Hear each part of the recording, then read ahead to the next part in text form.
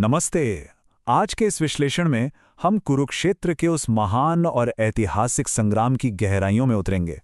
ये सिर्फ जमीन के एक टुकड़े या दो सेनाओं की लड़ाई नहीं थी। ये एक ऐसी वॉर थी जिसने परिवारों को बांट दिया, शिष्यों को अपने ही गुरुओं के खिलाफ लड़ा दिया और कर्तव्य, नियति और कभी न सोची जा सकने वाली कुर्बानियों का एक नया पैमाना सेट किया। हम देखेंगे कि कैसे रणनीति और भावनाओं के इस भयानक खेल में धर्म को बचाने की क्या कीमत चुकानी पड़ी थी। तो चलिए शुरू करते हैं। कुरुक्षेत्र के मैदान में जब पहला तीर चलने ही वाला था, तब अर्जुन पूरी तरह निराश थे। अपने ही परिवार और गुरुजनों को सामने देखकर उनके हाथ कांप रहे थे। ठीक उसी समय श्री कृष्ण ने उन्हें एक शाश्वत सत्य याद दिलाया कि इस कायरता को मत अपनाओ। ये धर्म और अधर्म के बीच का युद्ध है। यहीं से यह तय हो गया था कि यह कोई आम क्षेत्रीय विवाद नहीं था, बल्कि पूरी सृष्टि के संतुलन को बचाने की एक अनिवार्य जरूरत थी। इस एक मोड़ ने पूरे युद्ध का नैतिक आधार बदल दिया। इस पूरे महासंग्राम को समझने के लिए हम इसे कौरव सेना के मुख्य सेनापतियों के कार्यकाल के आधार पर 5 हिस्सों में देखेंगे। पहला, धर्म की रणभूमि। दूसरा, भीष्म और उनका 10 दिन का युद्ध। तीसरा, द्रोणा और अभिमन्यु का बलिदान। चौथा, कर्ण का सेनापतित्व। और आखिर में शाल्य और अंतिम युद्ध। पितामह भीष्म के नेतृत्व से शुरू करते हुए हर नए सेनापति ने इस युद्ध को एक नया और भयानक रूप दिया। पहला भाग है धर्म की रणभूमि। इस पूरी कहानी का असली रूप तब शुरू होता है जब शांति के सारे दूत, सारी राजनीति और समझौते के प्रयास पूरी तरह फेल हो जाते हैं। कुरुक्षेत्र के उस पवित्र मैदान पर लाखों योद्धा, हाथी, घोड़े और रथ एक दूसरे के आमने सामने खड़े थे। एक ऐसी स्थिति जहां पीछे हटने का कोई रास्ता बचा ही नहीं था। एक तरफ कौरवों के पास 11 अक्षौहिणी सेना की विशाल ताकत थी। दूसरी तरफ पांडवों के पास सिर्फ 7 अक्षौहिणी सेना थी। एक आश्चर्यजनक तथ्य यह है कि प्राचीन काल में एक अक्षौहिणी में करीब 2 लाख सैनिक होते थे, जिसमें रथ, हाथी, घोड़े सब शामिल थे। यानी कौरव सेना अपनी संख्या में कहीं ज्यादा ताकतवर थी। लेकिन पांडवों की असली ताकत उनकी संख्या नहीं, बल्कि उनकी नैतिकता और सबसे महत्वपूर्ण श्री कृष्ण का मार्गदर्शन था। दूसरा भाग है भीष्म और 10 दिन का युद्ध।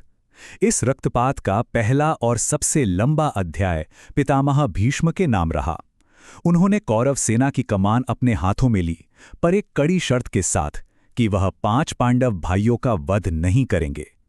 लेकिन बाकी सेना के लिए वह साक्षात काल बनकर रणभूमि में उतरे थे।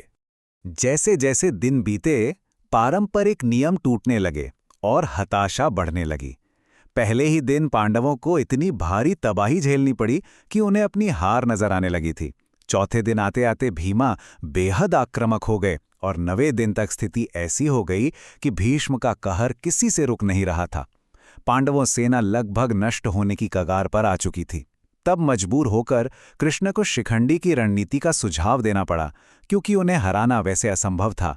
पितामह भीष्म जैसे महान योद्धा को हराने के लिए उनके निजी उसूलों और आदर्शों का ही सहारा लेना पड़ा।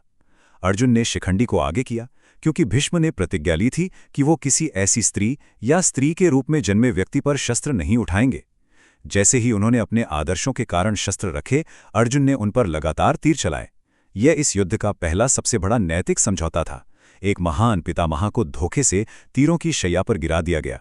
तीसरा भाग, द्रोणा और अभिमन्यु का बलिदान। भीष्म के गिरने के बाद कमान आती है गुरु द्रोणाचार्य के हाथ में। अब युद्ध का फोकस आमने सामने की टक्कर से हटकर जटिल सैन्य रणनीतियों और ऐसी भावनात्मक त्रासदियों पर चला गया जिसने सब कुछ बदल कर रख दिया। द्रोणा के आते ही हिंसा अपनी हदें पार करने लगी। 11वें दिन उन्होंने कमान संभाली और 13वें दिन तक आते आते चक्रव्यूह की वो भयानक त्रासदी हुई। फिर 14वें दिन अर्जुन का जयद्रथ पर क्रोध बरस पड़ा और 15वें दिन द्रोणा का खुद छल से पतन हुआ। पुराने और मर्यादित नियम अब ध्वस्त हो चुके थे। द्रोणा की उन जटिल रणनीतियों में सबसे खतरनाक था चक्रव्यूह, एक घूमती हुई भूल भुलैया जिसे भेदना लगभग नामुमकिन था। जब अर्जुन रणभूमि से दूर थे, तब युवा अभिमन्यु अकेले इस व्यूह में घुसे। जैसे ही वो अंदर गए, सिंधु नरेश जयद्रथ ने अकेले ही बाकी पांडवों को बाहर रोक लिया। सोचने वाली बात है, एक 16 साल का योद्धा अंदर बिल्कुल अकेला पड़ गया। महारथियों ने उसे चारों ओर से घेर लिया, निशस्त्र किया और सारे नियम तोड़ते हुए एक साथ उसकी हत्या कर दी। इस एक घटना ने इस युद्ध को पूरी तरह से पर्सनल बना दिया। अभिमन्यु की मृत्यु के बाद युद्ध की शुद्धता बिल्कुल खत्म हो चुकी थी। अपने ही गुरु को हराने के लिए सत्य और धर्म के प्रतीक माने जाने वाले युधिष्ठिर को एक छल का सहारा लेना पड़ा। उन्होंने घोषणा की कि अश्वत्थामा मरा गया, जो दरअसल एक हाथी था। पर गुरु द्रोणा को लगा कि उनका प्रिय पुत्र मारा गया है। इस शोक में उन्होंने अपने शस्त्र छोड़ दिए और तभी उनका सिर धड़ से अलग कर दिया गया। ये दिखाता है कि हताशा और जीत की डेस्परेट चाहत सबसे शुद्ध आत्माओं से भी समझौता करवा ही देती है। चौथा भाग आता है कर्ण का सेनापतित्व। इस पूरे महाकाव्य का सबसे बड़ा मोड़ तब आता है जब अत्यंत निष्ठावान और उतने ही दुखांत योद्धा कर्ण सेना की कमान संभालते हैं। आखिरी 2 दिन सिर्फ परंपरागत बदले और क्रोध के नाम रहे। मैदान जंग के बचे खुचे उसूल इन 2 दिनों में पूरी तरह टूट गए। 16वें दिन एक ओर कर्ण ने भारी तबाही मचाई, तो वहीं भीमा ने दुशासन की छाती चीर कर अपनी भयानक प्रतिज्ञा पूरी की। 17वें दिन जब कर्ण और अर्जुन का आमने सामने का अंतिम युद्ध हो रहा था, तब शाप के कारण कर्ण के रथ का पहिया धरती में धंस गया। वह निशस्त्र थे और उन्होंने अर्जुन से रुकने की मांग की। यहां पर कर्म की कठोर सच्चाई सामने आती है। जब कर्ण अकेले थे, उन्होंने युद्ध के नियमों की दुहाई दी, परंतु श्री कृष्ण ने अर्जुन को याद दिलाया कि कैसे कर्ण ने निशस्त्र और अकेले अभिमन्यु के साथ निर्ममता दिखाई थी। उस दिन कर्ण को नियम याद क्यों नहीं आए? उसी असहाय अवस्था में अर्जुन ने कर्ण पर तीर चलाकर उनका वध कर दिया। जो नियम कर्ण ने तोड़े थे, आज उन्हीं की सजा उन्हें अपनी जान देकर चुकानी पड़ी। 5वां भाग शल्य और अंतिम युद्ध। 18वें और आखिरी दिन का सवेरा एक टूट चुकी लहूलुहान कौरव सेना पर होता है। राजा शाल्य युद्ध के आखिरी और सबसे छोटे कार्यकाल के लिए सेनापति बनते हैं। जो युद्ध विशाल और मैजेस्टिक सैन्य फॉर्मेशंस के साथ शुरू हुआ था, उसका अंत किसी महान व्यूह पर नहीं, बल्कि कीचड़ से भरी एक झील के किनारे आखिरी और नियम तोड़ने वाले गदा युद्ध पर खत्म हुआ। दुर्योधन को हराने के लिए भीम को श्री कृष्ण के निर्देश पर गदा युद्ध के उसूल तोड़ते हुए उसकी जांग पर प्रहार करना पड़ा। इस भयानक प्रहार ने कौरव नेता को हमेशा के लिए मौत के घाट उतार दिया। लेकिन फॉर्मल युद्ध खत्म होने के बाद भी तबाही नहीं रुकी।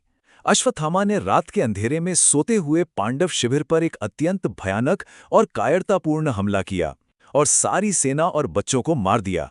एक युद्ध जो लाखों की गिनती से शुरू हुआ था, 18वां दिन खत्म होते होते सिर्फ इन गिने चुने 11 जीवित योद्धाओं तक सिमट कर रह गया था। बाकी सब कुछ राख बन चुका था। ये प्राचीन युद्ध एक लंबा गहरा सवाल छोड़ जाता है। एक ऐसी आग जिसमें धर्म और अधर्म दोनों की सेना जलकर राख हो गई। क्या ऐसी पूर्ण विनाश और खून से सनी जीत सच में धर्म की जीत मानी जा सकती है, या ये सिर्फ उसकी सबसे भारी, अकल्पनीय और दुखदायी कीमत को दर्शाती है? धर्म की स्थापना के लिए आखिर कितना बड़ा बलिदान देना पड़ता है, ये कुरुक्षेत्र हमेशा याद दिलाएगा। इस विचार के साथ हम आज का यह विश्लेषण यहीं समाप्त करते हैं। जुड़ने और समझने के लिए बहुत बहुत धन्यवाद।